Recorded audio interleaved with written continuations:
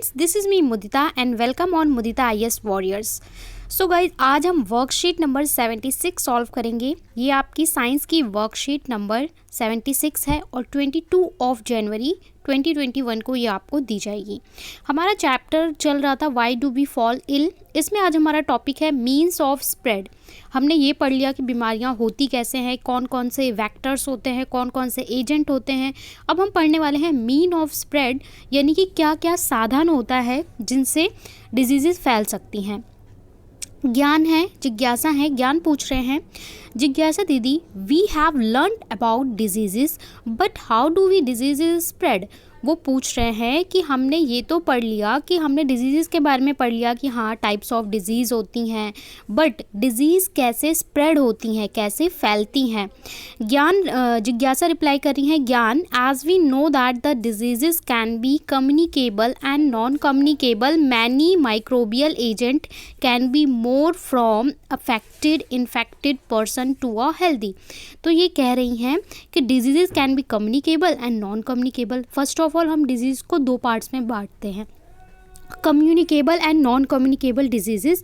मतलब वो डिजीज़ जो एक पर्सन से दूसरे पर्सन में जाती हैं, ठीक है, इन्फेक्टेड टू हेल्दी पर्सन, उसे हम क्या बोलते हैं, communicable.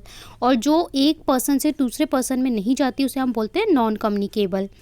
Many microbial agent can more from affected infected person to healthy. इसके अलावा बहुत सारे माइक्रोबियल एजेंट्स भी होते हैं, बैक्टीरिया, वायरस, जो ये काम करते हैं पर्सन टू मैनी वेज। इसके अलावा और भी बहुत सारे साधन हैं जिनके द्वारा ये इन्फेक्शन एक पर्सन टू दूसरे पर्सन में फैलता है। These diseases cause micro organism known as pathogens. इसको हम पैथोजेंस कहते हैं। लास्ट वर्कशीट में हमने पैथोजेंस के बारे में डीपली पढ़ा था। Are able to spread through various mean like air, water, physical contact etcetera. अब ये जो पैथोजन है, देखिए पैथोजन बीमारी को फैलाते हैं, तो पैथोजन अलग अलग तरीके से आपके बॉडी में एंटर कर सकते हैं with the help of air, water या फिर physical contact. Mean of spread also affect the area of place which are disease spread. इसके अलावा वो जगह जहाँ पे इन्फेक्शन है उससे भी इन्फेक्शन हो सकता है, फैल सकता है, यानी प्लेस भी मैटर करता है, जैसे कोविड के टाइम में आप देखते हैं। Means of spread of infectious disease. अब हम यहाँ पे देखने वाले हैं मीन ऑफ स्प्रेड क्या क्या हो सकते हैं। Infectious communicable disease can be spread from an infected person to a healthy person by different agents. देखिए आप इसे डिफरेंट एजेंट बोल सकते हैं, मीन्स बोल सकते हैं या मोड्स बोल सकते हैं। यानी एक पर्सन ए को कोई डिजीज़ है, उससे बी को अगर बीमारी होती है तो किन किन तरीके से हो सकती है। थ्रू कंटामिनेटेड एयर, यानी कि ऐसा एयर जिसके अंदर वायरस, बैक्टीरिया, पैथोजेंस प्रेजेंट हो। थ्रू कंटामिनेटेड वाटर, आप कोई पानी पीते हो उसके अंदर किसी भी तरीके का इन्फेक्शन है, ठीक है, पैथोजेंस अवेलेबल है तो हो जाएगा।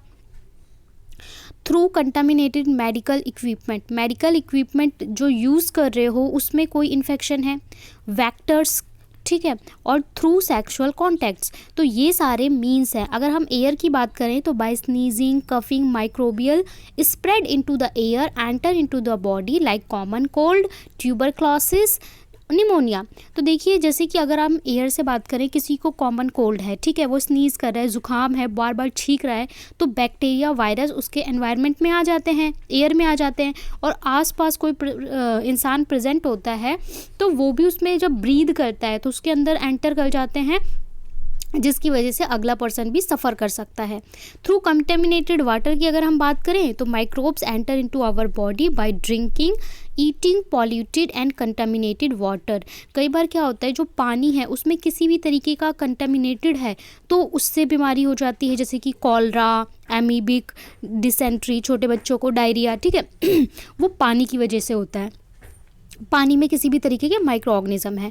थ्रू कंटामिनेटेड मेडिकल इक्विपमेंट, जैसे सिरिंज, थर्मोमीटर एक पर्सन को दिया, वो उसको इन्फेक्टेड था, दूसरे को यूज़ किया तो उससे हो सकता है। सिरिंज इंजेक्शन लगाने के लिए अगर किया, एक इन्फेक्टेड था और दूसरे पर्सन को लगाया तो दूसरे को भी इन्फेक्शन हो सकता है। Some infected organism like dog, cat, monkey, mosquito spread. इसके अलावा वेक्टर क्या होता है, वेक्टर हमने पढ़ा था कि जो साधन बनता है किसी के अंदर जाने का, ठीक है, जैसे कि मच्छर है, मच्छर खुद कॉज नहीं होता, उसके अंदर अवेलेबल होते हैं वायरस। इसी तरह डॉग, कैट, मंकी, तो ये सारे वेक्टर्स हैं जो एक बाइट करके एक हेल्दी पर्सन को सफ़र करा सकते हैं डिजीज़ से। इसके अलावा थ्रू सेक्सुअल कांटेक्ट, जैसे कि हमारा हो गया सिफिलिया, एड्स, ये सारा स्प्रेड होता है by sexual contact by with the help of infected person to healthy person. आगे देख लेते हैं। और इसमें भी है food etcetera use by infected person, जैसे कि अगर किसी पर्सन को कोई डिजीज़ है तो उसके कांटेक्ट में आने से भी ये इन्फेक्शन होता है। अब यहाँ पे आपको एक बेसिकली एक डिजीज़ के बारे में पढ़ाया जा रहा है जिसका नाम है एड्स। ठीक है, एक ये आपको यहाँ पे डायग्राम दिखाया गया है कि किस किस तरीके से बीमारियाँ फैल सकती हैं एक infected person to healthy person, और ये पूरा मीन ऑफ कम्युनिकेशन जो है उसको अच्छे से समझाने की कोशिश की गई है। देखिए, ये आपका इन्फेक्टेड पर्सन है, ये हेल्दी पर्सन है। अब इन्फेक्टेड पर्सन डायरेक्ट उसके पर्सन के टच में आए तो भी बीमारी हो सकती है, ना आए तो भी हो सकती है। अगर डायरेक्ट कांटेक्ट में आएगा तो हो ही सकती है। एक तो इसने छींका, खांसा, थूका, तो एयर में बैक्टीरिया, वायरस आएंगे और ये बंदा यहाँ से जाएगा, इसको हो जाएगा। इसका बेस्ट एग्जांपल कोविड है, इसीलिए मास्क पहनने को बोला जाता है। इसके अलावा इसने जो कपड़े पहने थे या जो टॉवल यूज़ कर रहा है, ब्लैंकेट यूज़ कर रहा है, वही अगर सेम पर्सन ने यूज़ किया तो वो इन्फेक्टेड हो सकता है। इसके अलावा अगर वो साथ में खाना खाता है, जूठा खाना खाता है, या फिर पानी में किसी तरीके से खाने या पानी के ज़रिए पहुँच सकता है। इसके अलावा कोई मच्छर आया, उसने इस पर्सन को काटा, ठीक है, अब उसके बाद जाके इसको बाइट कर लिया तो हो सकता है। ठीक है, इस तरीके से एनिमल के द्वारा। इसके अलावा ये फिजिकल कांटेक्ट में आते हैं तो भी डायरेक्ट ट्रांसमिट हो सकता है। तो ये सारे मीन ऑफ कम्युनिकेशन थे, मीन ऑफ ट्रांसमिशन डिजीजेस थे। अब है एड्स।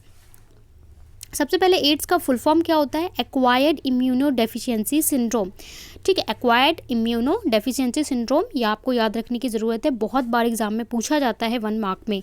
इसके बाद अगर हम कॉज बोलें कि एड्स का कॉज क्या होता है, तो इसका रिट्रोवायरस एक वायरस कॉज होता है। लास्ट वर्कशीट में मैंने ये क्वेश्चन पूछा भी था और बहुत सारे स्टूडेंट ने इसका वायरस जवाब भी दिया था। तो जिन जिन ने जवाब दिया था उन सबका सही जवाब है। ठीक है, उन सबको गुड दे दिया मैंने, उन सबका सही जवाब है। और यहाँ पे देखिए आप लोग को बताया भी जा रहा है वायरस का नाम रिट्रोवायरस, HIV, ह्यूमन डेफिशिएंसी। ठीक है, इसको हम इम्यून वायरस, HIV वायरस यानी ह्यूमन डिफिशिएंसी इम्यून वायरस। इसको HIV क्यों बोलते हैं, आपने सोचा है? एक्चुअल में ये जो वायरस है ये आपकी बॉडी को हार्म नहीं करता, बट आपके इम्यून सिस्टम को बहुत ज़्यादा वीक कर देता है। इम्यून सिस्टम इतना वीक हो जाता है, इतना वीक हो जाता है, इसीलिए इसका नाम है डेफिशिएंसी इम्यून वायरस।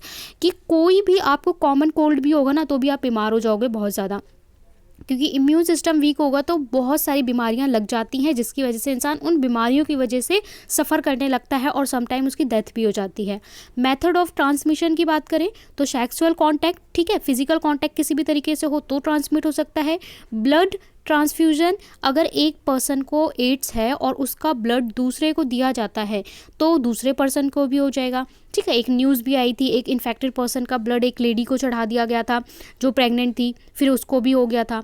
इसके अलावा एक प्रेग्नेंट लेडी है तो उसके बच्चे को भी हो जाएगा।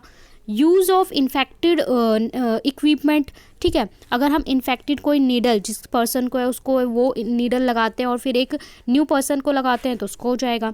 ब्लेड यूज़ करते हैं फ्रॉम मदर टू फ्यूटस यानी माँ से बच्चे को। तो ये सारे मेथड्स हैं ट्रांसमिशन होने के। प्रिवेंशन क्या है? क्योंकि प्रिवेंशन यानी बचाव ही सुरक्षा का सबसे अच्छा ज़रिया है। Avoiding transfusion of infected blood done by checking of the blood to HIV negative और नॉट। अगर किसी को ब्लड ट्रांसमिशन किया जा रहा है तो सबसे पहले जिसको है तो वो कभी भी दूसरे को देना, डोनेट करे ही ना। दूसरा रिस्पॉन्सिबिलिटी डॉक्टर्स की भी होती है। अगर वो किसी को ट्रांसमिट कर रहे हैं तो फर्स्ट ऑफ ऑल वो चेक करें कि ब्लड HIV पॉजिटिव तो नहीं है। अगर पॉजिटिव नहीं है तभी किसी को ट्रांसमिट करें, किसी के बॉडी में डालें। ऑलवेज यूज़ डिस्पोजल नीडल और स्प्रिंग, ऐसे पर्सन के लिए हमेशा डिस्पोजल नीडल्स यूज़ करनी चाहिए। Avoid same razor and in salons, salon में अगर ऐसे पर्सन जाते हैं तो इनके लिए सेपरेट रेज़र यूज़ करना चाहिए अलग से, ठीक है, जिससे एक पर्सन से दूसरे पर्सन में जाने के चांसेस ना रहे। अब आपको इस पे 4 क्वेश्चन दिए गए हैं। What are the mode of transmission of diseases.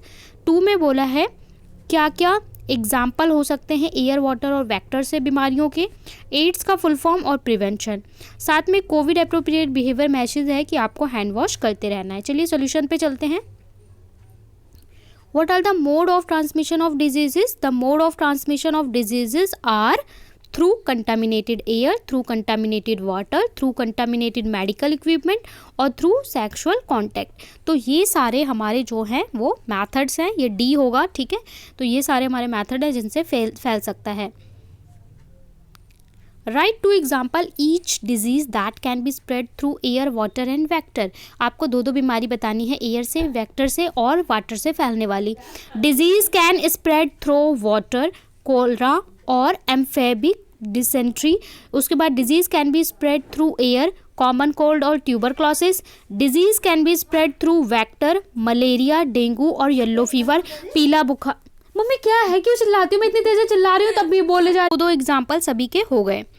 इसके बाद क्वेश्चन थर्ड में बोला है what is the full form of AIDS. AIDS का फुल फॉर्म क्या है? एक्वायर्ड इम्यूनो डेफिशिएंसी सिंड्रोम, ये एड्स का हमारा फुल फॉर्म है।